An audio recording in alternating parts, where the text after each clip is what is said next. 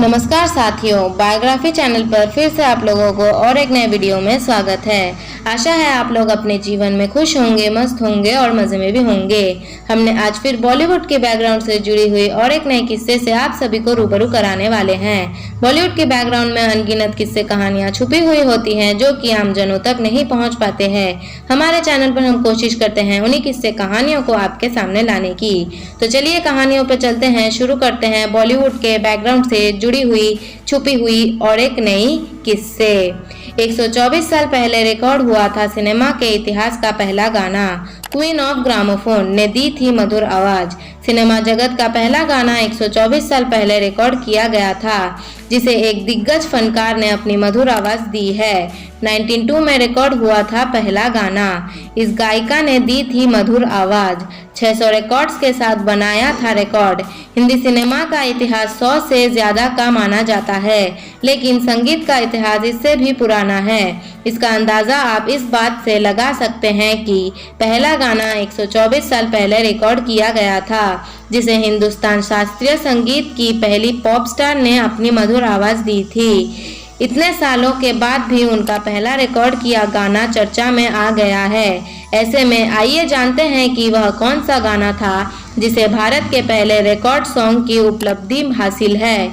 साथ ही वह कौन सी गायिका थी जिसने ग्रामोफोन पर इस गीत के लिए अपनी आवाज रिकॉर्ड की थी। भारत का पहला रिकॉर्ड हुआ गाना। जिस गायिका के गाने के बारे में इस लेख में बात की जा रही है, उन्होंने अपने हुनर के दम पर भारतीय संगीत की परिभाषा को बदल कर रख दिया था। दरअसल वह गायिका कोई और नहीं बल्कि गौहर जान थी। जी हाँ, साल 1902 में गौहर ने ग्रामोफोन पर भारत के शास्त्रीय संगीत के इतिहास का पहला गाना रग्गा जोगी रिकॉर्ड किया था। सुरों की कोकिला गौहर जहां के इस गीत को आज भी याद किया जाता है। जैसा कि आप जानते हैं कि सिनेमा जगत में फिल्मों की मेकिंग की शुरू मुक मूवी से हुई थी। उससे पहले से गौहर ने गानों को रिकॉर्ड करना शुरू कर दिया था, जो कि अपने आप में बड़ी बात थी। वह एक ऐसी गायिका थी जिन्होंने अपनी प्रतिभा बेजोड़ के दम पर खास मुकाम बनाया था।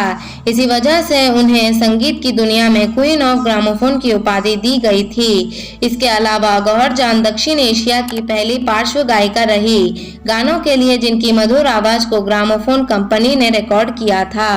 गौहर जान ने रचा था कीर्तिमान। गौहर जान का जन्म साल 1873 में आजमगढ़ में हुआ था। बचपन से उन्हें शास्त्रीय संगीत में रुचि थी और इसी की बदौलत उन्होंने भारतीय शास्त्रीय संगीत को नई ऊंचाइयों पर पहुंचाया।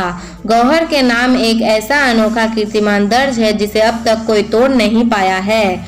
उन्होंने 1902 से लेकर 1920 के समय के दौरान 600 से अधिक गानों को ग्रामोफोन पर रिकॉर्ड किया था, जिनमें हिंदी, बंगाली, फारसी, फ्रेंच और अंग्रेजी सहित कई भाषाओं में गानों की उनकी क्षमता ने उन्हें सबसे अलग बनाया। धन्यवाद साथियों, आज के इस वीडियो में हमने क्वीन ऑफ ग्रामोफोन यानी गौहर जान के जीवन से जुड़ी हुई किस्से को आपके सामने रखने की कोशिश की है। उम्मीद है दोस्तों वीडियो आपको ज़रूर पसंद आई होगी। वीडियो पसंद आए तो लाइक कर दीजिएगा। चैनल पर नए आए हैं तो प्लीज़ एक सब्सक्राइब कर दीजिएगा। मिलते हैं नेक्स्ट वीडियो में। धन्यवाद।